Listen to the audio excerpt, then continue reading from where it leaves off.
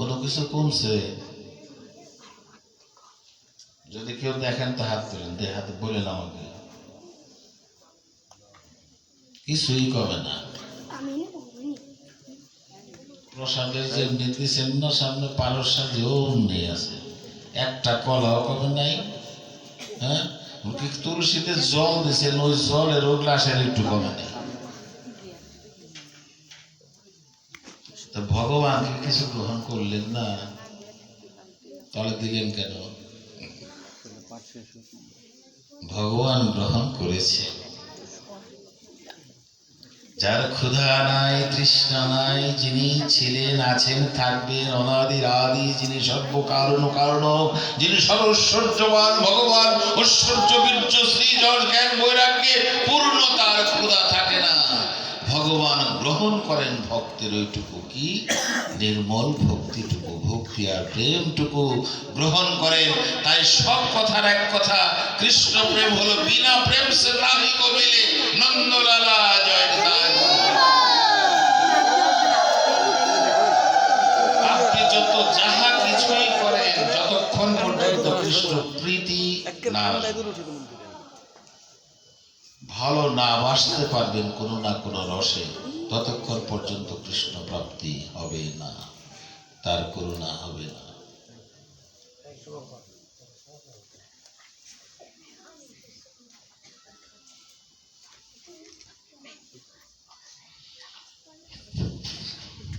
একদিন রবিবারের প্রচন্ড ঘোরতাপ, গমন গোষ্ঠীর যায় না, আর একটা কি লীলা কীর্তন, কোথায় লীলাকে ভাগবতীরই কথা, ওটা একটু সুরতাল, কথা তো ভাগবতীরই, গমন গোষ্ঠীর যায়।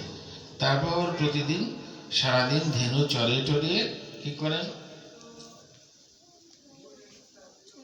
প্রাণ গোবিন্দ আমার বলে না এরকম,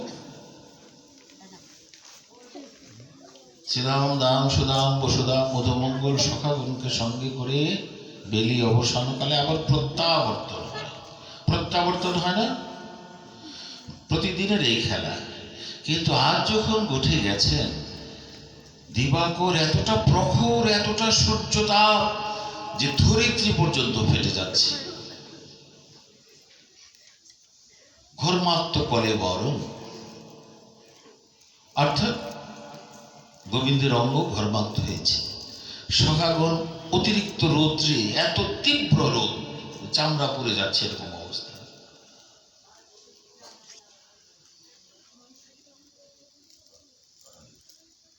তাই আজ গোবিন্দের চাঁদ বদনটা মলিন হয়ে গেছে কিছুক্ষণ খেলতে খেলতে।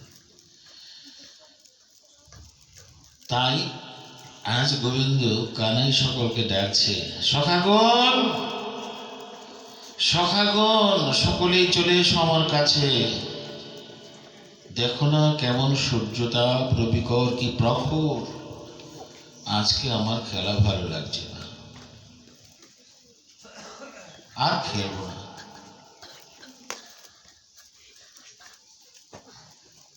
চলো আমরা একটু বিশ্রাম করি আজ।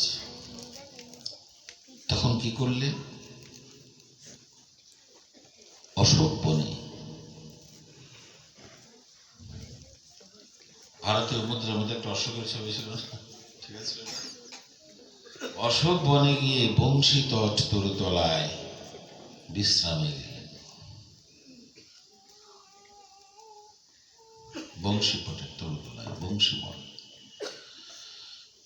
আছে, সাথে কি শ্রীদাম দাম সদাম বসুদাম মধুমঙ্গল সকলে।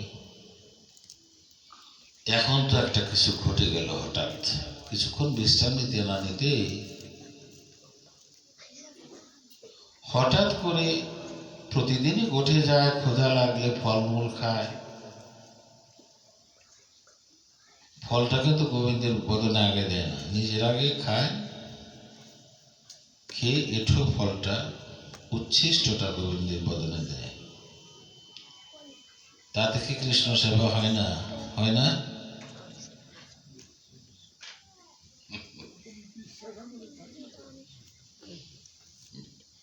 বলিহারি সেই বিশ্বাসটুকু, বিশ্বাসের চেয়ে বেশি ভালোবাসা, প্রেম সখ্যতা। আর কি, যদি কৃষ্ণ কেন খাই, যদি আমরা খাই মরে যাই, জীবন কানাই আমাদের বাঁচাতে পারবে না। আমি তো জীবন কানাই, জীবন কৃষ্ণ। যদি কৃষ্ণ মরে যায় তো আমরা কি করে বাঁচাবো? তেমনি করে আজকে ক্ষুধা লেগেছে, বলছে বেশ তো প্রতিদিন যে ফল টল খায়, ফল টল নিয়ে আয় পেরে সবাই মিলে খায়। ক্ষুধা কিন্তু শ্রীকৃষ্ণেরও লেগেছে আজকে, কানাইয়েরও কিন্তু ক্ষুধা লেগেছে। কিন্তু কানাই ক্ষুধা লাগলে কি হবে? সকলে, কানাই তো সহ্য করতে পারছে কিন্তু অন্য কেউ সহ্য করতে পারছে না। বিশেষ করে মধুমঙ্গল। এই মধুমঙ্গল কে বলেন তো? মধুমঙ্গলের আর একটা নাম আছে না, বটু। 3 ফুট 3 ইঞ্চি বেটে, ছোটখাটো। সে কিন্তু আবার ওই শান্তিমণি মুনির ছেলে। শান্তিমণি মুনিকে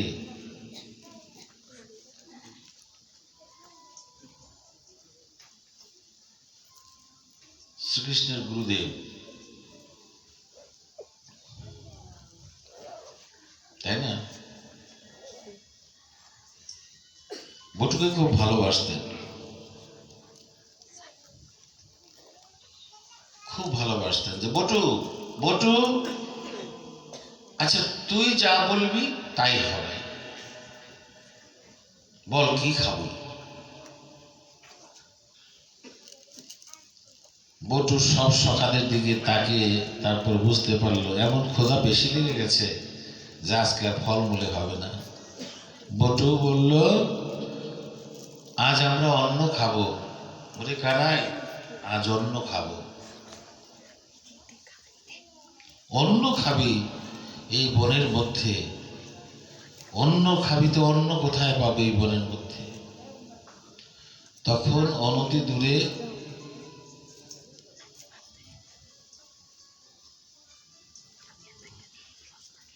এমন একটা ভিআইপি ফোন আসছে, এখন যদি কেটে দিই,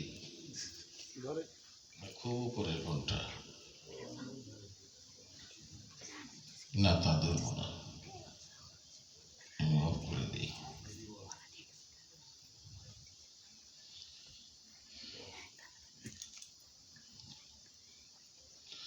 বটু অন্ন খেতে চায়, সবাই সমর্থন দিল, হ্যাঁ আমরা অন্ন খাবো, আজ আমরা অন্ন খাবো, ফলমূল খাবো না।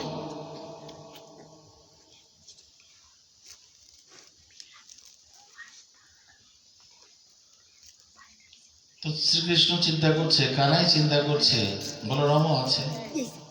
একদিন কোঠে শুধু বলরাম যান না, বলরাম দাদা তো আসেনি সাথে, কোন দিন যেন যায় নাই কি সাধু, ওই দিনই গন্ডগোল বাচ্চা কি কোথায় যান নাই। 16 অধ্যায় 10ম স্কন্ধের কালীয়দমন। কালীয়দমন লীলাই হতো না যদি সেদিন বলরাম সাথে যেতেন, ওই লীলাই হতো না। বলরামকে জাপ দিতে দিত কানাই রে, অসম্ভব।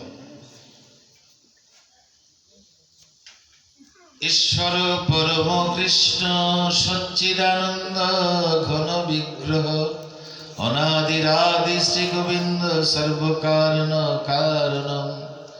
ওই দিন বলরাম দাদা যাবে না, ইহাও একটি কারণ। তাই বলছে অনতি দূরে যাজ্ঞিক ব্রাহ্মণরা আঙ্গিরস যজ্ঞ করছে। সে যজ্ঞের মধ্যে চিন্তা করলেন ভগবান শ্রীকৃষ্ণ, তাহলে এক কাজ কর, আমাকে একটা ভিক্ষার ঝুলি এই কাঁধে দে। ও দাদা, ওরা সবাই বলরাম দাদারে বলছে, দাদা ওরা সবাই যখন অন্ন খেতে চায়, চলো যাই, আমরা দুজনে গিয়ে ভিক্ষা, তোরা এখানে বসে থাক, বংশী পটে তরুতলে বসে থাক, বিশ্রাম কর, তোরা তো এত দূর যেতে পারবি না, আমরা দুজনে গিয়ে ভিক্ষা করে নিয়ে আসি। শ্রীরাম সুদাম বলছে, আমরা থাকতে তুই ভিক্ষা করবি? তুই ভিক্ষা করতে গেলে তোকে ভিক্ষা দেবে কেউ? তুই যে রাজার ছেলে, এ বৃন্দাবনে কোথাও তোকে ভিক্ষা দেবে এটা ভাবিস কি করে? কেউ দিবে না। তাছাড়া তুই যদি ভিক্ষা করতে যাস, যদি মা যশোদা জানে যে আমার গোপালকে দিয়ে ওরা ভিক্ষা করিয়েছে, তাহলে তার গোঠে আসতেই দেবে না।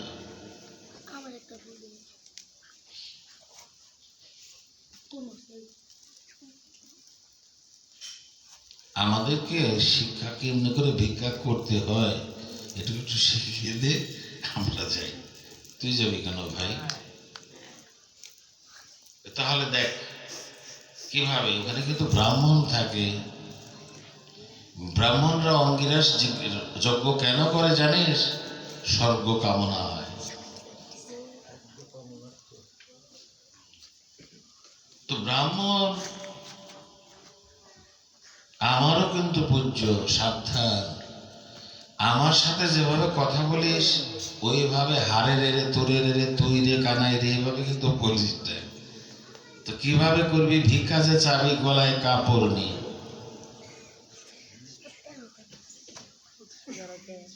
যে বলবি যে রামকৃষ্ণ ক্ষুধায় কাতর, আমাদের কথা বলবি, তোদের ভিক্ষা নাও দিতে পারে।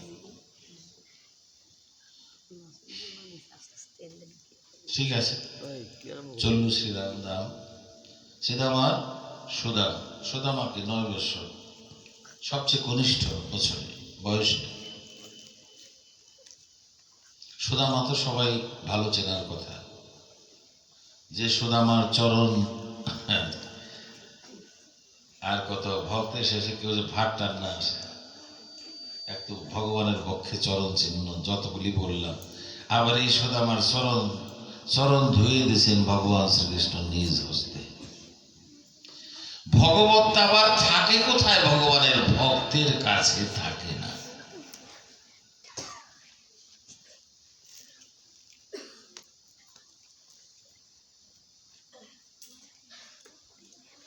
যাচ্ছে রাস্তায় এত ক্লান্ত হয়ে পড়েছে সুদামা, যার নড়তে চড়তেই পারছে না, চলার মতো সামর্থ্য হারিয়ে ফেলেছে, এত ক্ষুধা লেগেছে। দাদা, ও দাদা, শ্রীরামকে বলছে, দাদা আমি যা পারি না। বলছে অনতি দূর দেখ, ওই যে দেখা যায়, ওই যে যজ্ঞের ধোঁয়া উঠছে, দেখ। কি চিৎকার করছে, কে আছো, কোথায় আছো গো? আমার রামকৃষ্ণ ক্ষুধায় কাতর। শ্রীরাম বলছে, আমাদের রামকৃষ্ণ ক্ষুধায় কাতর, ভিক্ষা দাও মোদের অন্ন, ভিক্ষা দাও। কে কার কথা শুনে? যাকে ব্রাহ্মণরা যার যার কাজ করছে, ওটা তো শেষ হয়নি, যজ্ঞ তো শেষ হয়নি। এর মধ্যে লীলা সাধিকে, যিনি ম্যানেজমেন্টে, ভগবানের সকল লীলার ম্যানেজমেন্টে কে ছিলেন বলেন তো? যোগমায়া। আচ্ছা না, কোথাও এটা বসে গেছে না?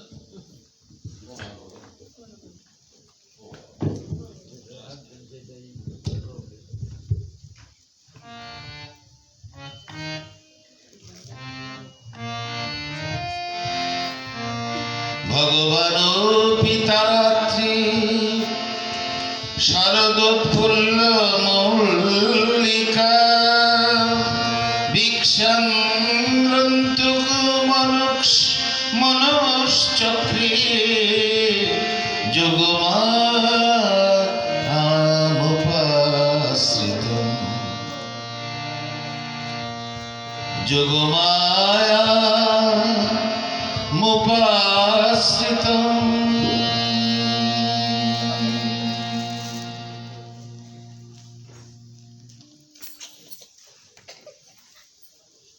কি বুঝলেন?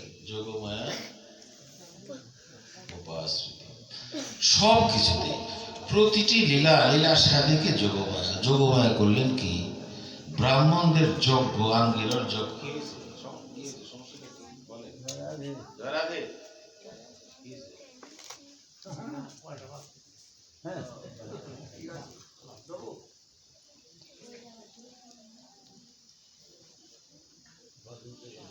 মাইকে যে হারে ডিস্টার্ব দিচ্ছে, যদি এদিকে কথা, আমি তাহলে বিশ্রাম চলে যাবো, বিশ্রাম। খুব দোষ আমার, জানেন তো, মারাত্মক দোষ। কেন দোষ? এটা কিন্তু রং ঢঙের জায়গা না। শুধু আস্বাদন, শুধু কথা, শুধু কথা, শুধু কথা, সব কথা সবকিছু মিলিয়ে প্রতিটি কথাকে আস্বাদন করতে হবে।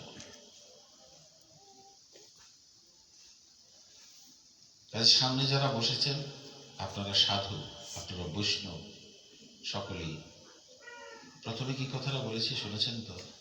বিনম্র শ্রদ্ধা, ভক্তিপূর্ণ প্রণাম রেখে শুরু করেছি। সেই মর্যাদাটুকু রাখতে হবে। জয় জয় রাধা কৃষ্ণ প্রেমানন্দে।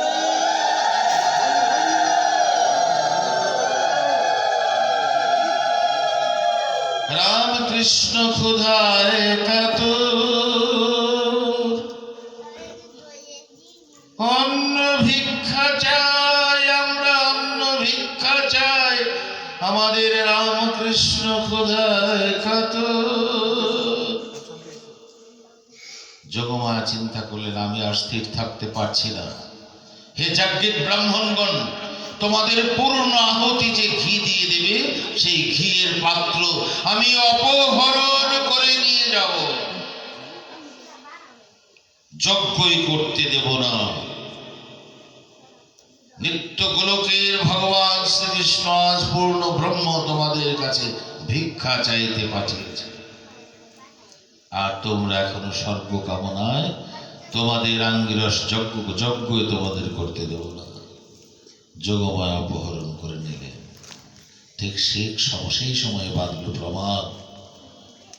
বাচস্পতি ঠাকুর পুরোহিত,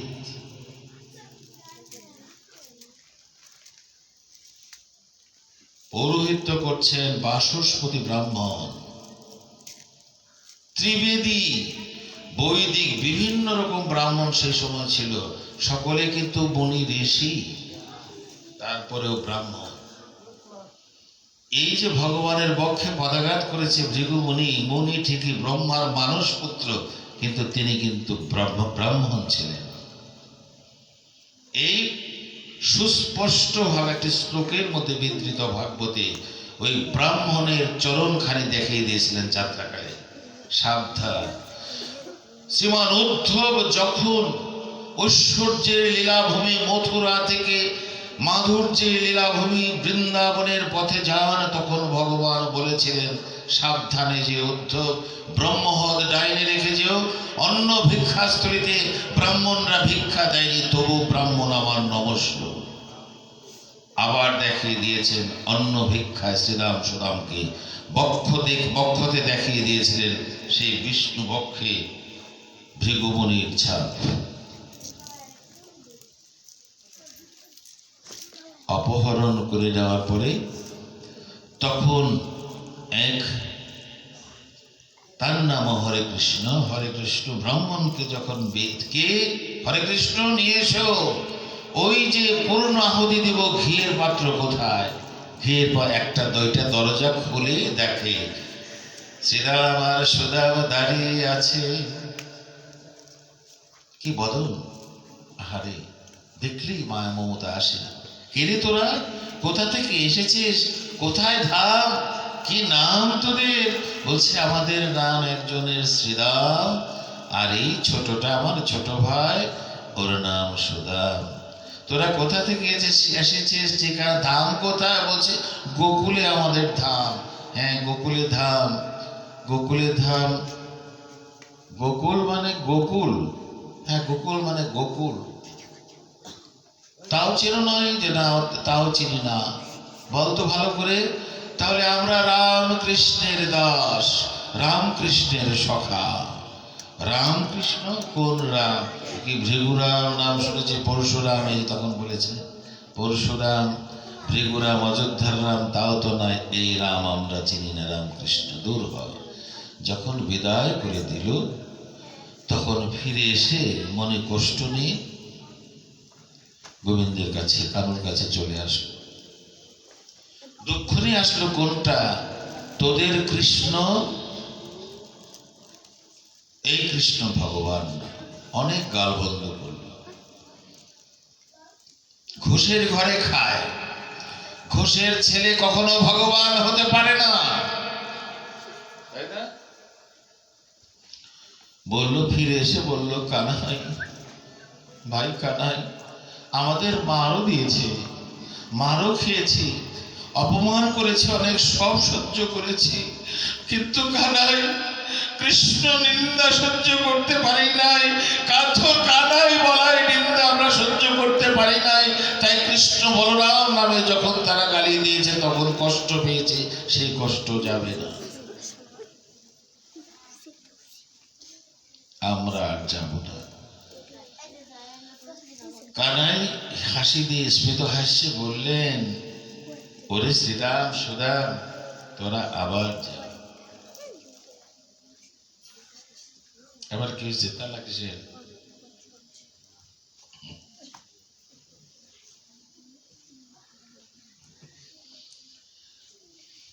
প্রাসঙ্গিক ভাবে ওই যে শাকের করার সাথে একটু অন্য নেই কথা, তো একটু অন্য লেগেছিল, অর্থাৎ রান্না টান্না শেষ, খাবার দাবার শেষ হয়ে থালা বাসন সব উপর করে রাখে না মায়েরা, উপর করে রাখো না, উপর করে রাখার অর্থ হলে আজকের খাওয়া দাওয়া সব শেষ, সব আর কোনো ঝামেলা নাই, তারপর একটু আরাম টারাম করো, তাই না? বিশ্রাম করো যার যারটি।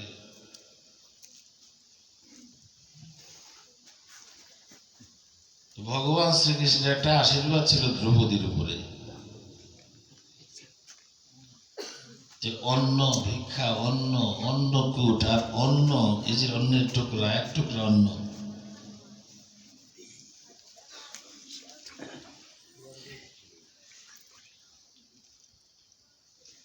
বনে চলে গেছে, পিতার সম্পত্তি, রাজ্যের কোন সম্পদ তো দেয়ই নাই দুর্যোধন। মনের দুঃখে যারা যে কোনো কারণে বনে চলে গেছে, যে তারা কিছু চায় না, চলে গেছে। ভগবান শ্রীকৃষ্ণ দ্রৌপদীকে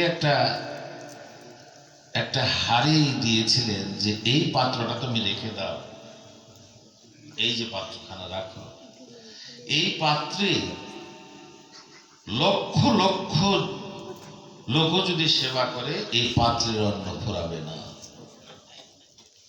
অন্ন ফুরাবে না, যত অগণিত কেউ খেলেও এটা ফুরাবে না তোমার। কিন্তু শর্তটা কি মনে রেখো, তুমি যদি সেবা করো, তোমার সেবা যখন শেষ হবে তখন আর কিন্তু এটা কাজ করবে না। কতক্ষণ পর্যন্ত কাজ করবে না? পরের দিন সূর্যোদয় পর্যন্ত। আবার যদি সূর্যোদয় হয় তখন আবার এই হাড়িটা কাজ করবে। তো বনে গিয়ে শত্রু যদি কষ্টেও থাকে, যার শত্রু তা মনে করেন আরো কষ্ট পান। দুর্যোধন এতই দুষ্ট যে এই পঞ্চ পাণ্ডব দ্রৌপদীকে এনে বনের মধ্যে এত কষ্ট করছে, তারপরেও আরো কষ্ট কি করে দেওয়া যায়, যে কাকে দিয়ে দিবে, যে যার জটায় আগুন ধরে, স্বয়ং ভোলানাথ শিবশঙ্করের রুদ্রের অবতার, যিনি রুদ্রের ললাট থেকে যার জন্ম, সেই দুর্বাসা মুনি, যে দুর্বাসা মুনির জটা দিয়ে আগুন জ্বলত, যে ইন্দ্রকে স্বর্গ ছাড়া করেছে দুর্বাসা মুনি, মহারাজ অম্বরীশের উপাখ্যানে আছে সেই দুর্বাসা মুনি। আরেকটা কোথায় আছে, রুক্মিণীকে যখন হরণ করা হয়, ওই বংশে ছিল, গুরুদেব ছিলেন এই দুর্বাসা মুনি। সেই দুর্বাসা মুনি এতই ক্ষিপ্র, রেগে উঠলেও বিষমপাত করতেন।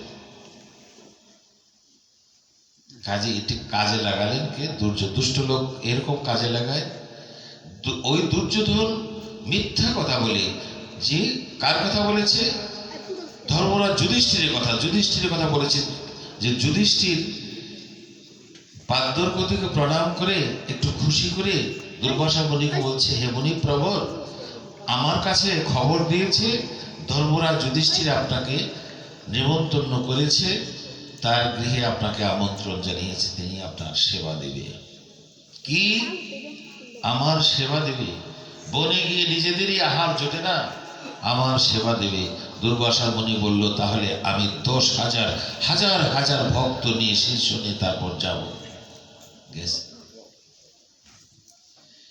উদ্দেশ্য ছিল কি? দুর্যোধনের উদ্দেশ্য ছিল যাতে বনে তো সেবা দিতেই পারবে না, তারপরে খেপে যাবে। দুর্বাসা মুনি মাথার জ্বর তুলে দিবে, সেই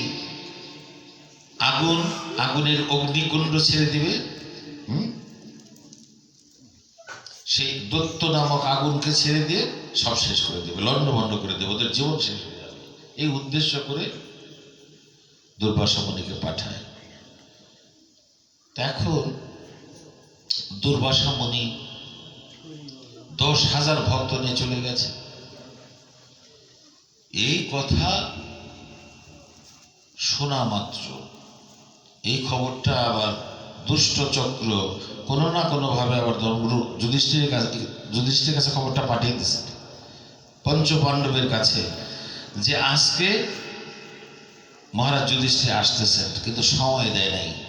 10,000 নিয়ে যখন দুর্বাসা মুনি গেছে, যাওয়ার পরে সব তো হতভম্ব হয়ে গেছে। হায় হায়, উপায় কি এখন? সেবা কোথা থেকে দেবে? এদিকে খাবার দাবার শেষ করে দ্রৌপদী সকলের খাওয়া হয়ে গেছে, নিজের সেবা দিয়ে নিজেরও সেবা শেষ করে ওই থালা বাসনগুলি ধুয়ে উপর করে রেখেছে, তাতে আর কোনো কিছু থাকার কোনো সম্ভাবনা নাই। এই খাদ্য দিবে কোথা থেকে? একে তো বনে থাকে, নিজেদেরই খাবার ঠিক মতো জোটে না। যুধিষ্ঠির ফেল, ব্যর্থ। হ্যাঁ, অর্জুন যে গান্ডীব ধনু ভুবন বিজয়ী অর্জুন, উপায় নাই। তখন এক গোবিন্দ ছাড়া, কৃষ্ণ ছাড়া উপায় নাই। সেটা দ্রৌপদী চিন্তা করলো, কোনো না কোনো ভাবে এই মানটা একমাত্র কৃষ্ণই রাখতে পারে। তাই কি করলেন দ্রৌপদী? কি করলেন দ্রৌপদী? তখন হাত জোর করে বনের মধ্যে, ওহে বৃন্দাবন বিহারী হরি, বড় বিপদে পড়েছি, আমায় রক্ষা করো হে প্রভু।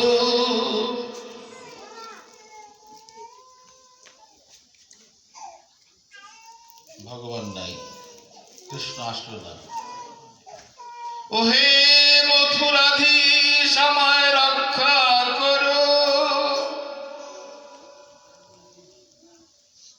কোথায় আছো হে বৃন্দাবন বিহারী, হে ব্রজনাথ, আমায় রক্ষা করো।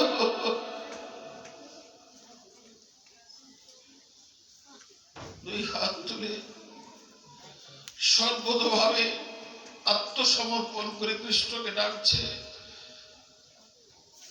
ওহে বৃন্দাবন বিহারী, আমি বড় বিপদে পড়ে শরণ নিয়েছি প্রভু।